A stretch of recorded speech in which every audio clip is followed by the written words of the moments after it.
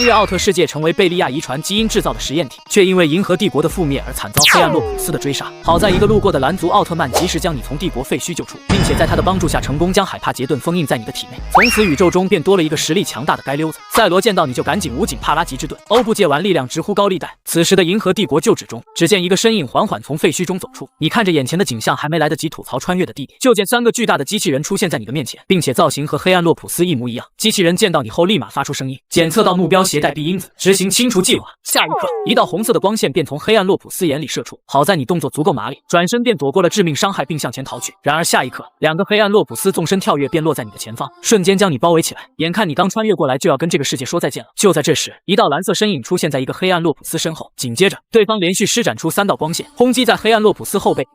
踉跄，趁此机会，蓝色奥特曼化为一道光芒将你包裹，然后迅速离开了这个危险之地。不多时，一片空地内，蓝色奥特曼缓缓展开右手，你抬头看向蓝色巨人，不由自主脱口而出：“托雷基亚，你怎么会在这里？哦，你认识我？”听你叫出自己的名字，托雷基亚对你更加好奇起来。自然是认识你，只不过你和我印象里的有些出入。此时的托雷基亚还没有将混沌格里姆德封印进自己体内，身上也没有那层暗黑装甲，看起来确实和那个优雅至极的反派有些出入。闻言，托雷基亚接着说道：“我本想在银河帝国旧址考古，没想到你这人类倒是提前了我一步，真是有趣至极。”说罢，托雷基亚已经对你进行了一个全方位的扫描。果然如我想的一样。你想的是什么？你有些懵逼的看向托雷基亚，不明白他此刻到底在想些什么。在你的体内有贝利亚的遗传因子，我之前在银河帝国遗迹遇上你，就在猜想究竟是什么人才会出现在那种地方。这么一想，情况就明了起来。你是利用贝利亚遗传因子培养出来的生命体，不过你的基因方面好像有点缺陷。闻言，你顿时激动起来。我体内有贝利亚基因，岂不是说我在某种意义上算是杰德的哥哥？几百年转瞬即逝，伊卡诺斯星，自上次托雷基亚救下你之后，已经过去了好几百年了。因为你体内有贝利亚基因的缘故，导致托雷基亚对其格外的感兴趣，甚至于花费大量时间以及物资为你补全缺陷，才让你恢复到如今的战斗姿态。此时，你正拿着从内克尔星人手中借来的材料，来到了一处隐秘至极的实验室内。此前，在你的再三请求下，托雷基亚同意了在制作封印格里姆德装置的同时，给你也制作一个能够将怪兽封印到体内的装置，但条件就是你要为他找寻各种材料。为此，你不断在宇宙中找你的宇宙人朋友们借各类材料。这时，托雷基亚将一个名为终末之眼的封印道具交到了你的手中。你拿起道具在手上把玩了一会，然后看向托雷基亚询问道：“这个封印道具的上限是多少？能封印奥特之王那个级别的存在吗？”你这个问题我没办法回答，我是对标混沌邪神制造的，想必宇宙中大部分怪兽都能被封印。大部分怪兽。闻言，你缓缓摇头。其实对于封印的怪兽，你心里还是有一些目标的。强大的怪兽不计其数，就是不知道自己能遇上哪。终末之眼的封印上限又在哪里？而且还有一个大问题，就算让自己遇到这些，也完全打不过。怎么将怪兽封印进自己体内？真是有些惆怅啊。老托，要不你将混沌让给我得了，改天我给你找一个更强的，怎么样？此话一出，托雷基亚的脸顿时黑了下来。滚犊子！老托，你说脏话！你摆出一副十分惊讶的样子。我万万没想到，一向以优雅著称的托雷基亚居然开始说脏话，到底是傲性的扭曲，还是道德的沦丧？够了！托雷基亚的脸更黑了。你这家伙还真是走到哪里演到哪里。与你相处的几百年时间里，他没少被气，本以为自己已经习惯了，但现在看来还是修行不够。托雷基亚摇了摇头，将这些杂念抛到一边。现在不是计较这些的时候。只见他从实验台上取出一个银色的手环，随意丢给你。这是一个宇宙星图，里面有我探索宇宙时记载下来的所有坐标。以后你可以凭借上面的坐标，找到跨越宇宙的星门，从而进行宇宙间的穿梭。找星门啊！我还以为你将赛罗的帕拉吉之盾复制出来了。你拿着银色手环表示很失望。范顿星人一眼的是，托雷基亚你咋就不行呢？算了，有总比没有好。你把玩着银色手环，十分新奇的进行摸索。这个红色按钮是什么？用来打开星图吗？对，托雷基亚点了点头。只要你按下手环上的红色按钮，就能打开星图，根据上面的坐标寻找星门所在。这个操作方法还是挺简单的。说着，你想看看托雷基亚安置的星图有多完善，毫不犹豫地按了下去。下一刻，你的脚下便出现一个小型虫洞，没有丝毫准备，你瞬间就被虫洞吸了进去。看到这一幕，托雷基亚不急不缓地取下实验台上的托雷基亚之眼，并将刚才没有说完的话说出。按下红色的按钮，就会在脚下打开一个时空虫洞。因为这是根据4次元怪兽布鲁顿制作出来的，还没有彻底完善，所以最后的地点位置，不过以你的实力，大部分地方都可以去的。希望你的旅途非常愉快。而我也该去混沌牧场，将时代的混沌封印进我体内，以此作为我的能源，然后去深邃的宇宙中追寻答案。与此同时，时空虫洞将你传送到了一座城市的天台上。你站在高空眺望着远方，竟发现街道上无比寂静，连一个人影都没有，搞不清身处何地的，直接化为一道光芒降落在地面，以人类的模样行走于街道之上。就在这时，一道机甲音突然传来，听见动静，你朝声音的来源赶去，想要从对方口中了解这个世界变成这样的原因。不多时，一座大桥上，只见2台机甲中间围着3个人，一个穿蓝色衣服的男子，一个穿超级胜利队制服的男子，以及一个小孩。而你在看到他们的一瞬间，脑海里就浮现出一股记忆：武藏大河望。这个世界是奥特传奇的世界，难怪城市里一个人影都没有，还有一股子绝望和压抑的气息。正当你挖掘脑海中的记忆时，机甲上的2个女驾驶员就发现了你。原本对你怀有敌意的2人，在得知你有个科学家朋友，并且有可能制造出离开这个宇宙的飞船后，态度立马发生了转变。见此情景，你不由得感叹托雷基亚的话说的真对，人类就是混沌的集合体。紧接着，你将目光投向蓝色衣服武藏，开口说道：“武藏，你出门的时候没有带杰斯提斯吗？”此话一出，武藏的眼睛都瞪大了一分。你认识我，还认识杰斯提斯？你们两个我都认识。你嘿嘿一笑，朝武藏走去。其实我和德拉西翁更加熟悉。闻言，武藏双眼一正，像是想到了什么。这个宇宙变成这样，是德拉西翁干的。一想到千兆恩多拉的恐怖，武藏就感觉浑身一阵冰凉。没有杰斯提斯在场，高斯可没办法和德拉西翁讲道理。见状，你似是猜出了武藏心里在想些什么，于是便安慰般的拍了拍他的肩膀。德拉西翁可没有那么闲，只是让我来通知你而已。通知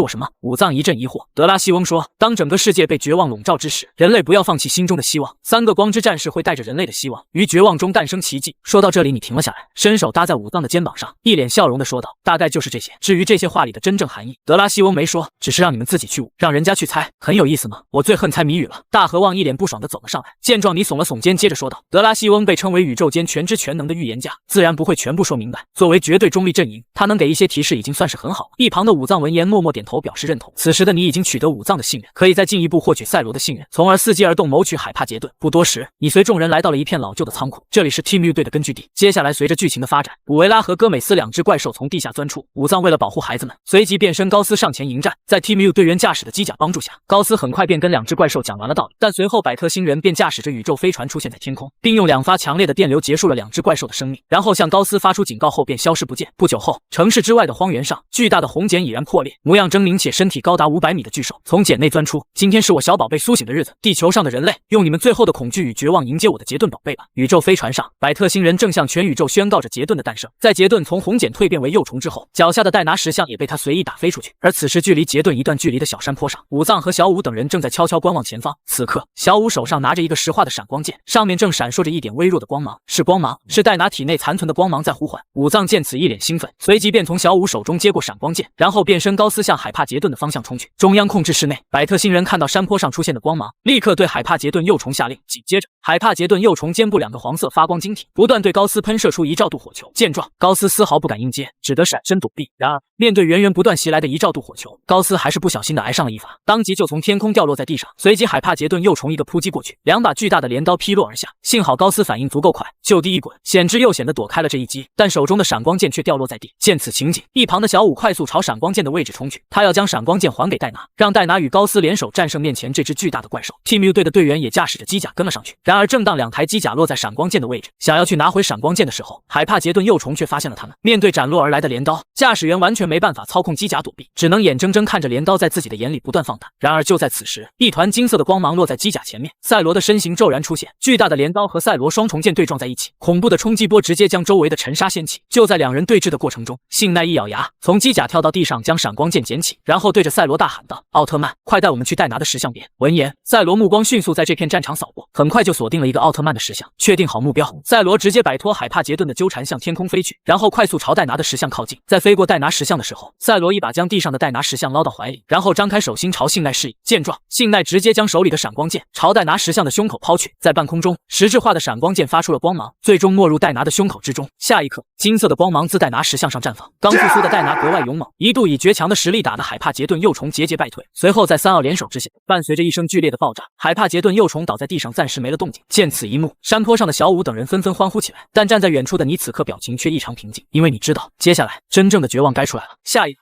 只见百特星人的宇宙飞船迅速钻入了海帕杰顿幼虫身体中，紧接着一股紫色的电流开始自其背部扩散。下一刻，一股漫天的烟尘将所有人的视线遮蔽，伴随着百特星人兴奋无比的喊叫声。当烟尘逐渐散去，完全体的海帕杰顿便出现在众人面前。此刻，你双眼死死盯着海帕杰顿，这就是你的备选之一。只要能将海帕杰顿封印进你的体内，那你的实力绝对不会再拥有混沌的托雷基亚之下。而接下来事情的发展也不出所料，3奥被完全体海帕杰顿彻底碾压，然后随着七彩能量在天空汇聚，赛迦的身影出现在了这片荒原之中。双方的战斗打得有来有回，但随着战斗的深入，哪怕是完整形态下的海帕杰顿，其体内的百特星人还是从赛迦身上感到一股难以言喻的挫败感。可恶，这到底是什么？为什么我的海帕杰顿已经达到如此程度，还是无法击败他？既然一个不行，那我就多叫几个。突然间，海帕杰顿背后一连射出6道索菲亚光弹，随即分化为6只怪兽，现场包括海帕杰顿在内，一共拥有7只怪兽。见状，你的眉头突然皱起。原剧情中只是出现5只怪兽，分别由5个奥特兄弟对付，但现在却出现了6只怪兽，这是什么情况？而这时，6只怪兽的出现，加上1只海帕帕杰顿，让众人为赛迦感到担心。突然，一道浑厚的声音骤然在众人身后响起：“别担心，我们一定会获胜的。”众人闻言齐齐转身，就见5道人影漂浮在半空中。你早就感知到5人的光芒，并且你也看过剧本，自然不会被这种场面吓到。而正当他们想要发表一段上阵前的感言时，却突然顿住了，目光齐齐望向远处的你，你的身上有光的气息。朱星团率先开口：“你也是奥特战士吗？”北斗目光炯炯，像是要将你看穿一样。既然你在这里，那就和我们一起战斗。这里刚好有6只怪兽，我们5人加上你，刚好每人对付1只怪兽。凤元面容苍老，但却更加有一种不怒自威的感觉，说出的话朝气十足。面对5个站在光之国巅峰的奥特兄弟，你的脸上不见任何惧意，淡然地看着他们。我不清楚你们在说些什么，但我身上确实有超古代战士的基因，我也有某种预知的超能力，只是我不是奥特曼，不能和拥有神光棒的袁大古一样变身为奥特曼。这里，你对5个奥特战士撒了一个谎，并以袁大古为由测试了一下早田进。事情果然如你所料的一样，听到袁大古3个字，早田进的目光和蔼了不少。超古代战士基因吗？这我倒是有过一些了解。既然如此，就由杰克来对付2只怪兽吧，毕竟他也擅长1对2。此话一出，香秀树眼里闪过一丝幽怨，但因为是曼哥哥开口，他也没有去反驳。既然如此，我们就快点上去解决那些怪兽吧。凤元一如既往的暴躁，抬手亮出狮子之瞳，高喊一声雷欧。伴随着他的声音落下，那如狮子般的奥特战士出现在这片荒原之中。其他4人见状也没有耽搁时间，齐刷刷的变身，落在雷欧身边。你去对付海帕杰顿，这些怪兽交给我们。赛文看向赛迦说道。闻言，赛迦朝众奥点头，随即一个超加速上去，再度与海帕杰顿站在一起。其余奥特曼也各自匹配自己的对手。看着前面的战场，你脸上挂起了一抹难以言喻的笑容。事情开始变得有趣起来了。以原剧情来看，奥特兄弟挑选好自己的对手后，海帕杰顿会与赛迦离开荒原，进入城市大战。可这里，海帕杰顿并没有离开荒原，而是时不时瞬移到奥特兄弟身边，水上一钳子。明智的做法，以敌人的队友吸引敌人的注意，趁机发动致命一击。这个百特星人还不傻吗？对于百特星人的这个举，你给予了肯定，但你可不想看到海帕杰顿击败赛迦的一幕出现，甚至赛迦击败海帕杰顿的结局，你也不想看到。你要的是双方两败俱伤，这才符合你的计划。砰砰砰！海帕杰顿不断游走在战场里，用巨大的钳子将5个奥特兄弟击倒在地，其中杰克挨的打最多。本来他需要应对的怪兽就比其他人多一个，现在被海帕杰顿重击一下，顿时就坐不住了，接连吃了布莱克王 EX 雷德王的大招，顿时就被轰倒在地，陷入险地。这时赛迦瞅了一眼杰克的方向，但却始终不敢就这么去帮忙。一旦他去了杰克那边，海帕杰顿就会对其他奥特兄弟动手。见此情景，你并没有在此刻选择出手，但也没有再进行沉默。赛迦找机会打掉他的翅膀，只要他的翅膀被砍断，速度就会慢一大截，而想要击断他翅膀也非常简单，不断对他发动攻击。以百特星人的身体素质，他无法长时间与你比拼。此话一出，百特星人顿时勃然大怒。海帕杰顿黄色的发光晶体死死盯着山坡上的你，小子，你找死！还不等他说完，赛迦就一个超加速上来，并迅速对其发动超高强度的轰击。砰砰砰！海帕杰顿面部发光晶体在短短1秒钟的时间里，就接连遭遇到几百拳的攻击。随即赛迦一击上勾拳，直接将海帕杰顿打上天空，然后一个超级加速来到其身后，接上一套完整大宇宙真空战。海帕杰顿被打得毫无还手之力。看到这一幕，你也再度开口：海帕杰顿，抛弃掉弱小的百特星人，你才能摆脱灭亡的命运，否则你的诞生之日也将是你的灭亡之日。此时被赛迦打得节节败退的海帕杰顿，面部的黄色发光晶体突然亮起，似乎理解了你的话。见状，你接着说道：百特星人就是在拖累你，并且将你带入毁灭的漩涡。但我知道刚诞生出来的你对于这个世界很陌生，需要朋友。如果你不介意，我愿意当你第一个朋友。闻言，海帕杰顿眼里闪过一抹异样的光芒，而此时的百特星人似乎是感受到了海帕杰顿有背叛自己的心思，立刻暴跳如雷，破口大骂：海帕杰顿，别忘了是我缔造了你，我给了你生命，我才是你的创造者，可你只是将它当作工具，丝毫不管它的死活，一切都只是为了满足你统治宇宙的野心。你继续插刀，海帕杰顿，我们可以成为朋友，成为互相的依靠，我会一直在你身边，直到世界终结，哪怕是全世界与你为敌，我也会在你身边。我不会限制你的自由，因为自由是你的权利，不管是钻石星系的爆炸，还是出现在黄金银河的极光，只要你愿意，我都可以陪你去看。话落，整个荒原陷入死一般的寂静，就连还在战斗的奥特兄弟手上的动作也是微微停顿了一会，在场的所有人更是以奇怪的目光看着你，这是在干什么？表白海帕杰顿，这个世界是疯了吗？此时此刻，就连赛迦都感觉自己的脑子有些不够用，这还是奥片吗？怎么感觉变成爱情片了？就在这时，海帕杰顿面部黄色的发光结晶体骤然间光芒大放，随即百特星人只觉得天旋地转，然后就莫名其妙来到海帕杰顿体外。与此同时，一个有着七彩光芒的拳头不断在他的视线里放大，伴随着一声不甘的咆哮，百特星人在赛迦的拳头之下轰然炸开。用百特星人替自己挡下一击之后，海帕杰顿一个瞬间移动出现在你的面前。接下来，时间仿佛在这一刻静止下来，海帕杰顿的巨钳与渺小的人类拳头对碰在一起，仿佛形成了一幅世界名画。见此一幕，你突然感觉海帕杰顿似乎通人性，甚至觉得可以适当改变原本的封印路线，将海帕杰顿封印进自己体内。虽然好，但按托雷基亚获得混沌的表现来看，绝对会影响自己心智，不如合作共生，将终末之眼做成一个借力的道具，可以向海帕杰顿借取力量，这样一来无疑更加安全。想到这里，你对着海帕杰顿说道：虽然不知道你想对我表达一些什么，但现在我们要去一个地方，找一个老奸巨猾的家伙算账。你双眼透露出凶恶的目光，非常期待自己带着海帕杰顿再见到托雷基亚。对方脸上的表情，面对你真挚的邀请，海帕杰顿欣然同意，甚至伸出大钳子想让你站在自己手上。慢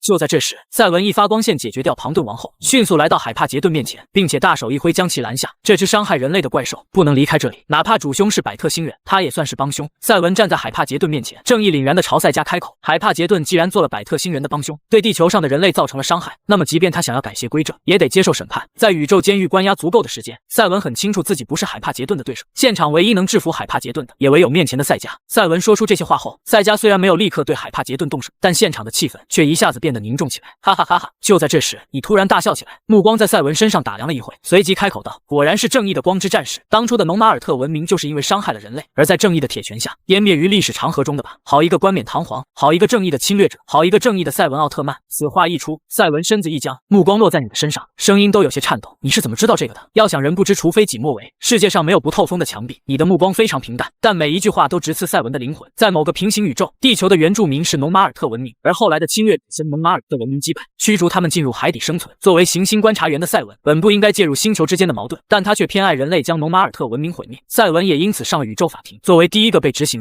关押与黑暗星云囚禁。现在你将这个事件翻出来，就是想要直击赛文的内心。就到这时，轰轰轰，接连不断的爆炸响起，其他奥特兄弟各自将自己的对手干掉，全都来到了赛文身边。赛文，初代伸手搭在赛文肩膀上，目光却落在你的身上，辩驳道：赛文那是虽然做错了，但他也接受了惩罚，而海帕杰顿也该为自己的所作所为负责。你没有理会初代的话，而是转头看向一直沉默不语的赛迦。这里唯一能打败海帕杰顿的只有赛迦，你也是这种态度吗？一定要让海帕杰顿进入宇宙监狱？我可最后声明一下，这场战斗本该就此结束，如果再打起来，恐怕难以收场。然而初代的态度却很坚决，任何人都该对自己的行为负责。如果海帕杰顿不愿意跟我们去宇宙监狱，那我们也将奋战到底。你没有理会他，只是一味地看着赛迦。然而赛迦却一言不发，只是一味凝聚七彩炫光。见状，你悠悠一叹，聊了这么多，终究还是避免不了一战。宇宙监狱对于海帕杰顿其实是可有可无的，但揪着这一点不放，你们真的很不明智。其实他是不愿意与赛迦对战，绝望和奇迹相对，加上背地里不知道有多少大佬盯着这里，就这么结束是最好的结果。同时你也可以避免暴露更多。想到这里，你接着说道：我这里有一个方法，其结果与你们将海帕杰顿关押进宇宙监狱差不多，不知道你们能否接受？与关押进宇宙监狱差不多。众奥闻言不由得一愣，我可以将海帕杰顿封印进我自己的身体里，等你们审判的日期结束，我再将他放出来。说话间，你的目光一直在与海帕杰顿对视，仿佛是在安抚他一样。然而五奥就这么静静看着你，一言不发，似乎是在思考这个封印是否有意义。而你也直接无视了五奥，转头询问赛迦的意见。如果你不反对，那我的封印就要开始了。但赛迦却还是沉默不语，目光始终平淡。既然你什么话都不说，那我就当你默认我封印的行为。海帕杰顿，我开始吧。随即你张开手臂，任由化为一团黑雾的海帕杰顿钻入你的身体。然而就在这时，赛迦突然一个闪身，出现在海帕杰顿化为黑雾的边缘，左手划出一道光刃猛劈而下。瞬间，海帕杰顿发出一道痛苦的悲鸣，紧接着无数光芒从黑雾中迸射而出，并在七彩光芒的包裹下落于城市之中。这是存在于海帕杰顿内部空间的地球人。在这些人类被解放出去之后，海帕杰顿瞬间陷入狂暴状态，一度要与赛迦决一死战。赛迦，要被你害死了！早不干晚不干，在我封印的时候你玩这一手，你只能极力安抚海帕杰顿的情绪。可海帕杰顿似乎被无数的负面情绪影响，脑海里就一个念头：干死赛迦！真的要被你害死了！见此情景，你快速掏出终末之眼，朝前面的赛迦喊道：将他打进我的身体，快！这一刻，赛迦似乎通了人性，右手亮起七彩色的光芒，猛地砸在暴动的黑雾之上。下一刻，全部黑雾一股脑的被轰进你的体内。挥出这一击，赛迦极限拳后，赛迦的身躯泛着七彩光芒，随即一分为三，化为赛罗、高斯、戴拿三人。此刻，戴拿双手环胸，对身边的高斯说道：海帕杰顿体内有着地球上的人类，那一刀斩出的时机完全合适，这样一来，所有生命都会回来。可是他，高斯想说些什么，却被身边的赛罗打断。他也是奥特曼，并且有封印的装置，应该是能将海帕杰顿封印进自己体内的。说到这里，赛罗脸上露出了不解的神情。让我感到疑惑的是，那家伙和贝利亚几乎是一个模子刻出来的，在他们合体为赛迦之后，便拥有了奇迹的力量。你即便再怎么伪装，在奇迹之力的探查下，也暴露出自己是光的本质。这一点我一定要弄明白。不久后，光之国，此刻赛罗正朝着光之国的图书馆走去。赛文见状不由得发出感叹，真是难得。经过上次一战之后，赛罗果然变了很多。赛文身着红色披风，站在瞭望台上，观看着赛罗的动向。一旁的雷欧闻言长叹一口气，看来你说的没错，赛罗果然变了很多。上次的事件应该对他的心灵产生了冲击，不过也正常，整个世界都差点覆灭了。现在的他估计是想借进入图书馆学习为由推脱战斗，这样对于激起一个男人的斗志，我非常有经验。你将赛罗再送到 K76 星来，我和阿斯特拉给他好好上一课，让他重拾战斗的热情。闻言，赛文只是用凶厉的目光盯着雷欧，你小子的心思我还不清楚，当初在 K76 星为赛罗训练，你特么是真下死手的练。雷欧飞踢都和批发的一样，不要钱的踹个不停，真当我没有偷偷去 K76 星看过。而正在两人交流的时候，进入银之图书馆的赛罗已经获得了自己想要的资料，并从里面走了出来。去看看赛罗吧，如果他遇到困惑的事情，我们正好可以为他解惑。说完，二人直接飞到了赛罗身边。赛罗，你最近是不是很迷惑？见赛文和雷欧出现，赛罗当即将自己心中的疑惑向两人叙说，期待得到这些老奥特曼的答复。贝利亚有儿子吗？闻言，赛文文和雷欧对视一眼，脑袋上满是问号。贝利亚的儿子，你为什么会这么问？你是发现了什么吗？赛文疑惑地问道。上次那个和你顶嘴，将你牢底拔出来的家伙，你还记得吗？赛罗直言不讳地说道。他这次进图书馆，不仅仅是查了贝利亚，还将赛文以往的事迹查了一遍，其结果就是他老爹赛文真干过灭绝文明的事情。赛罗无论如何也想不到，看着非常正派的老爹，居然还干过这档子事情。而荷包能精准无比地说出这些陈年往事，那就证明荷包的年纪绝对不小。如果与贝利亚有关系，那肯定是贝利亚被关入宇宙监狱之前留在外面的子嗣，就是不知道贝利亚知不知道荷包的存在。而此刻，赛文听到赛罗提起你，脸上瞬间流露出严肃的神情。你要说的事情和他有关？对，赛罗点点头，将自己查到的资料全盘托出。我与戴拿高斯合体成赛迦之后，用奇迹之力看穿过荷包，他身上有浓郁的光之能量，其样貌与贝利亚未堕入黑暗时的样子一模一样，所以我怀疑荷包有没有可能是贝利亚的儿子？不可能，绝对不可能。闻言，赛文一口否决，贝利亚是不可能有儿子的。如果他有儿子，为什么他在宇宙监狱的时候，他这个儿子不来救他？按理来说不该如此，但有没有可能荷包并不知道贝利亚是他的父亲？赛罗盯着赛文，说出自己心中的猜想。怎么可能？哪有人不知道自己亲生父亲是谁的？话说到一半，赛文意识到什么，立刻闭口。这样吧，我将这事汇报给大队长，他肯定知道这其中的内幕。说着，赛文转身就走，显然是不想和两人纠缠儿子不认识爹的事情。赛罗望了一眼等离子火花塔的方向，喃喃自语道：或许我该找他谈一谈，也许能将他拉入光明，就算进入我的终极赛罗警备队，也不是没有可能，但前提是要通过考验。此时，深邃无比的宇宙中，一艘宇宙飞船正以极快的速度朝某个方向进发，而你正站在窗户前，眺望着宇宙中的风景，也不知道托雷基亚那家伙跑哪里去了。此前在你成功融合完海帕杰顿后，也曾回到伊卡诺斯星的实验室，但托雷基亚早已不见踪迹，而你也从他留下的投影中得知，此时的托雷基亚已经成功将混沌格里姆德封印在了体内。而此时，你正坐在前往欧50星的宇宙经济舱里，因为考虑到自己一个人在宇宙中飞，容易遇到宇宙海盗，于是你便选择乘坐宇宙飞船前往。就在此时，一道尖锐的声音在你身后响起，你闻声转身看去，就见一个打扮极为绅士、头戴一顶黑色礼帽的男人来到你的面前。很快，你们二人便聊起了宇宙海盗这个话题，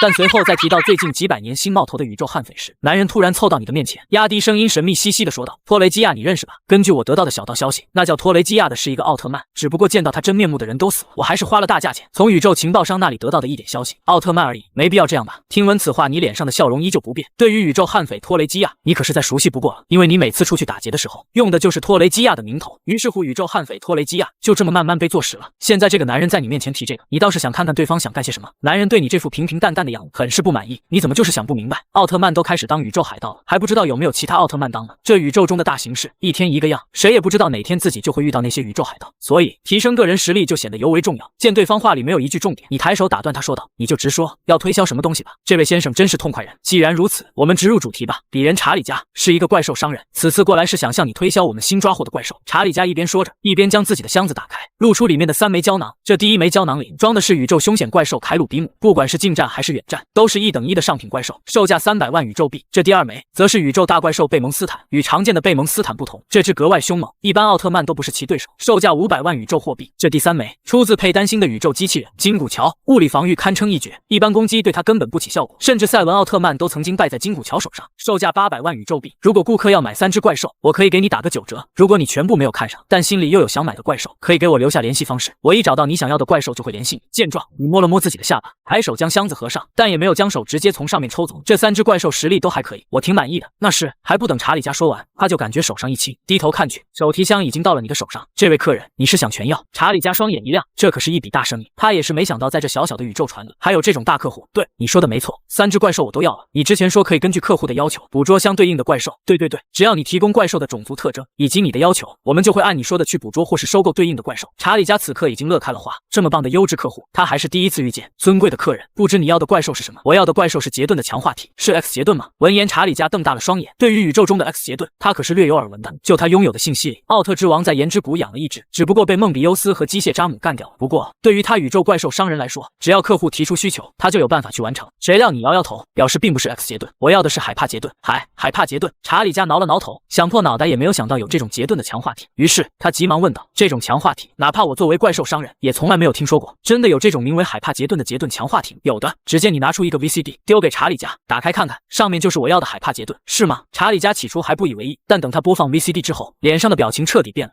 这是海帕杰顿？不，怎么可能有这么完美的怪兽？这身姿，这品相，这蔑视众生的气场，说是神也不为过。这就是海帕杰顿吗？简直是最完美的怪兽。查理加脸上带着痴迷的表情，眼里是无比的火热。怎么样，有眉目了吗？能不能在宇宙中搞到这种怪兽？恕我直言，哪怕是杰顿星人，他们也造不出这种类型的杰顿进化体。唯有对杰顿研究更深的百特星人，才有一点机会研究出这种完美个体。而且这种百百特星人还是百特星人一族中万年不出一位的天才级人物哟，还挺有见识。杰顿星人懂锤子杰顿，百特星人才是 YYDS。你作为怪兽商人，能从百特星人那里搞到海帕杰顿吗？闻言，查理加低头沉思片刻，给出了答案。从百特星人那里搞一只海帕杰顿倒是没问题，但要是像视频里这种，恐怕是绝对不可能再复制出第二只。话说到一半，查理加顿住了，因为他惊讶地发现，你正将装有怪兽的胶囊丢进嘴里咀嚼。见状，查理加的脸瞬间变白了。作为怪兽商人，什么阵仗没有见过，但第一次见有人就这么吃怪兽。但查理加不知道的是，你之所以能够生嚼怪兽胶囊，也是源于你体内封印的海帕杰顿。作为吃下 N 只怪兽才诞生的特异种，体内自成空间，是用来消化怪兽的不二之选。喂，怪兽商人查理加，还有怪兽吗？你在呆愣的查理加面前挥了挥手，查理加这才回过神来，随即摇头说道：“我身上只带了3只怪兽，都被你吃了。那好吧，那等你找到海帕杰顿再来联系我。”说着，你就给了他一个宇宙暗网的联系方式。转身就要离去的时候，查理加叫住了你：“等一等，客人，你还没有结账呢，是吗？差点忘了。”只见你伸手在查理加的额头上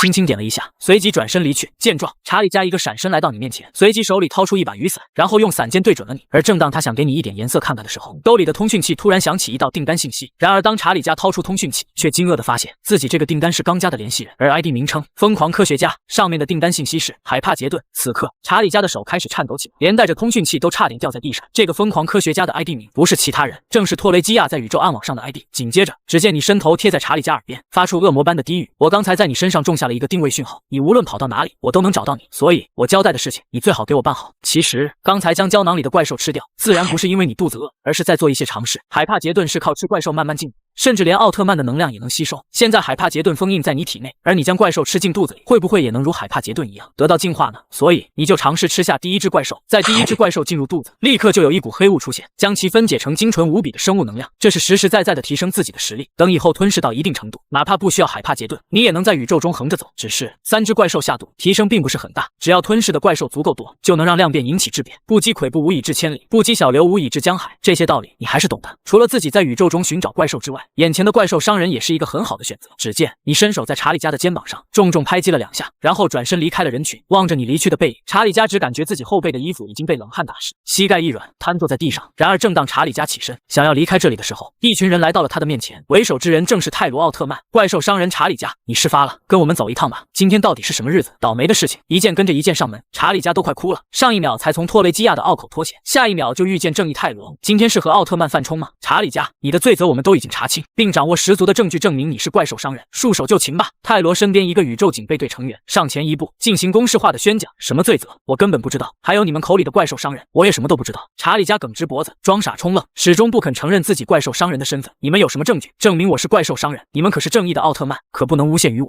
查理加一边尝试拖延时间，一边用眼角的余光寻找逃生的出路。谁料泰罗一眼看破他的计划，直接大手一挥将他拿下。见状，查理加眼珠子差点瞪出来，他怎么也没想到泰罗会这么果断，一点机会都不给自己。等等，这里有宇宙通缉犯，不仅有，还是最高一级的甲级战犯托雷基亚，快救我！只要你能救我，那我可以在1个月的时间为你奉上30只怪兽。尖锐的叫声在宇宙飞船里回荡，而泰罗听到托雷基亚4个字后，也是短暂愣神了一回，随即他立刻在宇宙飞船里寻找托雷基亚的身影。托雷基亚，不管你在宇宙中经历了什么，都不是你如此肆意妄为的理由。环顾四周，他还是没有找到查理加口中的托雷基亚，甚至于他都以为查理加在忽悠自己，以方便自己趁乱逃脱。可是查理加接下来的行为却让泰罗一愣，只见查理加对着人群中的一道身影立刻大喊道：托雷基亚大人，快救救我！闻言，泰罗顺着查理加的视线朝人群看去，就见一个十分神秘的人正朝查理加走去，这就是查理加口里的托雷基亚。泰罗感觉自己的脑子有些不够用，托雷基亚怎么会是这个样子？虽然这家伙被查理加称为托雷基亚，但他并没有在这人身上感到丝毫熟悉的感觉。随即他想通了，如果这个家伙是托雷基亚，那就证明在宇宙中到处作乱的甲级战犯不是他的好朋友托雷基亚，一直以来打着托雷基亚名号干坏事的都是这个与托雷基亚重名的人。站住！2个宇宙警备队队员拦在你的面前，并且还一脸严肃地询问：你是宇宙中甲级战犯托雷基亚吗？看着拦路的2个奥特曼，你脸上露出和善的笑容：我不是甲级战犯托雷基亚，我就是一个看戏的，我的真实名字叫赛加。赛加！2个宇宙警备队队员互相对视一眼，他们似乎还没搞清楚地上的查理加为什么称呼此人为托雷基亚，对方又说自己是赛加，你到底是什么人？这时泰罗走了上来，指着地上的查理加，他为什么叫你托雷基亚？你和最近在宇宙中闹得沸沸扬扬的托雷基亚有什么联系？你耸了耸肩，无奈道：可能是他想发散你的注意力，趁机逃跑。不信你再详细审问一下他，是吗？泰罗一脸脸怀疑的转身朝查理加走去，一副要审问对方的样子。就在这时，你突然发动攻击，一拳朝泰罗的后脑勺挥去。然而泰罗仿佛早有预谋一般，快速转身的同时，右手汇聚能量，一拳砸出。小样，我征战地球的时候，什么样的宇宙人没见过？就你这种卑劣的伎俩，还是省省吧。但很快，泰罗的笑容僵住了，他的蓄力一拳并没有打中实体。与此同时，一道调笑般的声音在泰罗身后响起：“这就是鼎鼎大名的泰罗吗？连我的衣角都摸不到，真是太令我失望了。”感受着你身上散发的黑暗气息，泰罗脸上露出不美好的回忆。上一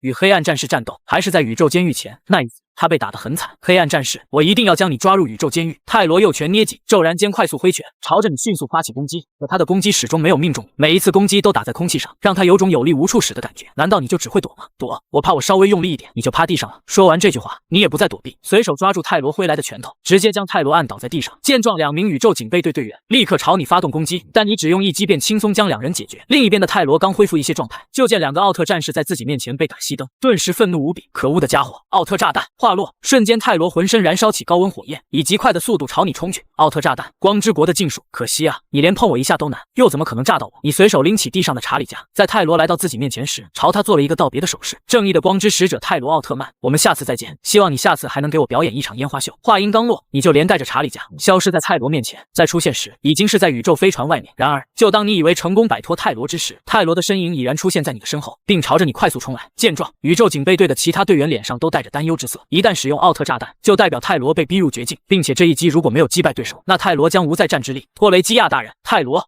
他冲过来了，你快瞬移啊，不然我们都会被他炸死的。见泰罗带着奥特炸弹过来，查理加害怕极了，一个劲的催促。此时，就当泰罗拒你一臂之遥之时，你脸上却露出一抹嘲弄的神情。不好意思，我这个人不喜欢别人接触我，所以你慢慢玩吧。下一刻，你便消失不见。泰罗扑了一个空，此刻他身上的能量达到临界点。可恶！伴随着泰罗不甘的怒吼，他在漆黑的宇宙中化为了无比绚丽的火花。宇宙中一颗漂浮的陨石上，奥特炸弹的威力确实可以，爆炸的烟火也是极为的绚丽。这个画面记录下来，以后送给那个家伙看看，希望他会喜欢。查理加脸上被火光照耀，心中震惊的无以复加。这就是托雷基亚，这就是宇宙甲级战犯的含金量，将名震宇宙的泰罗奥特曼玩弄于股掌之间，举手投足优雅至极。宇宙中的战犯等级一共有4个等级，甲乙丙丁，但我感觉托雷基亚大人被评为甲级战犯，不是他只能到甲级，而是等级只有甲级。这一刻，查理加的内心无比兴奋，他指着前面的宇宙飞船，情绪无比激动。托雷基亚大人，我们现在就将他们全部灭口吧！灭口！你扫了他一眼，仅仅这一眼，就让查理加只感觉自己即将小命不保。于是，托雷基亚大人，我是怪兽商人，我可以给你提供很多怪兽，只要你饶我一命，我就可以给你提供源源不断的怪兽。1个月60只？什么60只？查理加嘴巴都在打哆嗦。1个月60只，还不如杀了他。但当看到你那冰冷的眼神，还是怂了。60只有些多，我哪怕拼命去凑集，也最多只能凑集到40只左右。查理加还试图商量，可你完全不给他商量的余地，冷声道：“宇宙中可不止你一个怪兽商人，你不干，有的是人干。”好熟悉的话，貌似在一颗蔚蓝色的星球上听过，但现在这句话却关系到自己的性命。如果是凑集60只怪兽，在质量上可能比较低，数量够就行。你并不在意质量，毕竟真正质量高的，以查理加的实力也搞不到。就比如加坦杰厄这一类的怪兽，查理加拿头去弄，目光投向前方，泰罗爆炸的身躯已经重聚，并且他也因为使用奥特炸弹进入到虚弱状态，胸口的计时器不断闪烁着红灯。下一刻，你消失在石头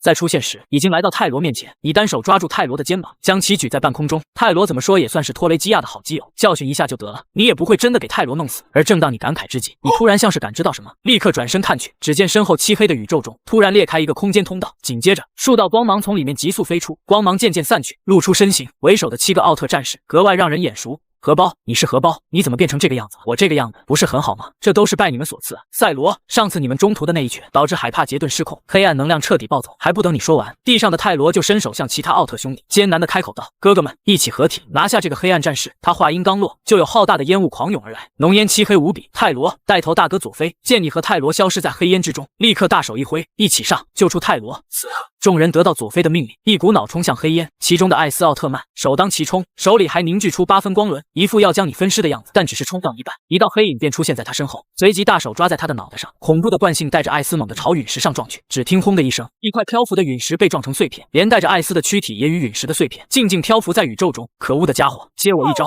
M8气光线！只见佐菲体内的能量不断汇聚，随即自右手释放而出，光线划破星空，直直朝你射你。来得正好，你随即双臂在身前一举，一个黑洞瞬间出现，将佐菲释放的 M8气光线全部吞噬。下一个黑洞中又将吞噬的 M87气光线增强返还。什么？我的 M87气光线被他吸收了？还不等佐菲反应过来 ，M87气光线就攻击在他身上，随即他就被恐怖的爆炸先飞出去，最终重重撞击在一颗陨石上。佐菲长官，其他宇宙警备队队员见佐菲被对方轻易击败，顿时震惊的无以复加。无敌的佐菲就这么倒下了。见此情景，初代立即朝其他人大喊：“全体注意，打荷包不能用光线。虽然很是疑惑，你身上怎么有杰顿的特性，但现在不是纠结这个的时候，得尽快找到艾斯和泰罗，带着他们与梦比优斯完成合体。只有无限梦比优斯才能逆转现在的战局。”奥特学院的教授，你在想什么呢？一道悠悠的声音自初代身后响起，初代只感觉背脊一阵发凉，巨大的阴影将自己笼罩。骤然间，他做出最原始的本能，转身挥拳。然而后面那道黑影挥拳的速度比他更快更狠。砰！初代的身体如流星一般在宇宙中划过，重重撞击在陨石上，砸出一个巨大的坑洞。短短不到1分钟的时间，3个奥特兄弟尽数败北，而你竟尽力于众奥面前，脸上带着淡然的笑容。这就是奥特兄弟的实力吗？真是让人失望啊！我还以为你们能给我一点不一样的感觉，可惜，既然你想要不一样的感觉，那我就给你不一样的感觉。赛罗飞踢，漆黑的宇宙中，赛罗自上而下，以一招带火的腿法直踢向你的后背。偷袭，你还嫩了一点，你不闪不避，只是轻轻举起双臂，透明的屏障出现在周身。轰！赛罗重重踢在你的屏障上，恐怖的力量让这透明的屏障出现了道道裂纹，但始终没有破开屏障的防御，力气倒是很大，但还不够。你轻轻挥手，屏障在这一刻暴动，同时一股强大的冲击力连带着屏障的碎片轰击在赛罗身上。赛罗在宇宙中旋转了几圈，才落在陨石上，稳定一下身形。他的胸口一阵剧烈起伏，海帕杰顿会的技能他基本上都会。难道他所谓的封印，并不仅仅是将海帕杰顿封印进体内？这一刻，赛罗感觉面前的荷包正在渐渐与海帕杰顿的身影重合。上一次他和戴拿高斯3人合体成为奇迹战士赛迦，才与海帕杰顿打了一个5-5开，如今只剩下他一人，根本不可能是你的对手。一时间，赛罗感觉到一股阴影将自己笼罩。赛罗，我们两个貌似没有什么大冲突吧，并且我们两个还曾并肩作战过。荷包，我们虽然曾经并肩作战过，但那时候的你还是光明，而现在的你是黑暗。赛罗站立于陨石上，抬手指着上空的你，高声喊道：“你曾经也是光，快给我想起来！”光，你缓缓落在一块陨石上，与赛罗相对而立，两人的目光对视在一起。赛罗，你还是什么都不懂。这个世界明明没有正邪之分，不管是光明还是黑暗，正义还是邪恶，都具有相同的价值。光明和黑暗，正义与邪恶具有相同的价值。你在说什么胡话？你之前可是光！赛罗刚想上前打醒这个说胡话的家伙，身后就爆发出一阵强烈的光芒。佐菲、初代、赛文、杰克、艾斯以及泰罗，他们6个将自己的能量齐齐注入进梦比优斯的体。下一刻，在剧烈的光芒之下，梦比优斯身上出现极大的变化，身上浮现出神秘的纹络，这是集齐6位奥特战士力量于梦比优斯身上的无限形态。无限梦比优斯倒是有意思，不过我可不想和你打。那么我们下次再见，正义的奥特战士！哈哈哈哈！在你的大笑中，一个暗紫色的魔法阵出现，随即你的身形就消失在其中。这家伙见你连交手的意思都没有，就直接跑路。无限梦比优斯也是恨得牙痒痒，但完全没有办法，他们没办法直接追击过去，毕竟无限梦比优斯形态无法长时间维持，等他们一解体，就彻底完蛋了。荷包，你这个家伙，我一定要将你从黑暗中解救出来。在他看来，你会变成如今这个样子，绝对是被体内暴走的海帕杰顿力量影响了心智。之前性格方面虽然有些极端，但还是有基本的道德准则。可现在呢？这个世界没有正邪之分，光明与黑暗，正义与邪恶都具有相同的价值。这是什么胡话？想到这里，赛罗就是狠狠一拳，将漂浮在自己面前的陨石一拳轰碎。肯定是海帕杰顿影响了荷包的心智，不行，我得找机会将荷包的思想掰正回来，就像旧镜子骑士那样。赛罗，你没事吧？解体后的赛文落在赛罗身边，关切地看着他这个宝贝儿子。没什么事，只不过还是荷包那家伙跑了。赛罗双眼盯着你离开的方向，心中一横，召唤究极铠甲附身。赛罗，你不是他的对手。看到这一幕，赛文心中一紧，但赛罗还是在天空打开一个空间通道，随即快速窜了进去，并留下一句话：荷包不是贝利亚那种邪恶的奥特曼，他有自己的思想，只是被海帕杰顿影响了心智而已。只要循序渐进，说不定我能说服他放弃黑暗，转向光明。说完，空间通道便彻底消失，再也没办法跟上。随后几道身影落在赛文身边，为首的佐菲伸手搭在他的肩膀上，劝解道：赛罗已经不是以前那个啥都不懂的毛头小，他长大了，有自己的想法，就让他去吧。可是赛文还想说些什么，就见佐菲看向一个方向，赛文跟着望去，只见一个身披银色披风，浑身上下散发王者之气的奥特曼缓缓飘来。大王，那个荷包到底是什么人？为什么我的 M87气光线它可以吸收并增幅返还？佐菲问出心中的疑惑。关于荷包的事情，你们不必去管，让赛罗一个人前往解决就行。奥特之王平静地说道。闻听此言，赛文有些担忧，赛罗完全不是对手，而且性格冲动，我怕赛罗总归是要成长的。雏鹰只有脱离雄鹰的庇护才能成长，而且谁说赛罗一定无法击败荷包？他身上可是汇聚了奇迹的光芒，只要他相信奇迹，就不会出事。此时另一边，暗紫色的魔法空间中，你正静静坐在地上思考人生。这片魔法空间是你利用海帕杰顿的力量制造的亚空间，可以用来打破宇宙堡垒，穿梭于其他宇宙。在奥特之王存在的宇宙活动还是太过于危险，与奥特世界的天花板硬碰硬，我还没傻到那种程度。这里也没有个坐标什么的，我这是到哪里了？算了，出去看一看再说。以我的实力，只要不是奥特世界的天花板，基本上都没有问题。就算是去塔尔塔罗斯的大本营，他们的国王没有苏醒的情况下，我也能杀个7进7出。随即你打开魔法空间，从中踏出，然后便出现在一个无人的小巷子。就在这时，你在天空上发现了异常状况。当看清战斗机以及驾驶位里的人影，你嘴角微微上扬。盖亚的世界嘛，有点意思啊。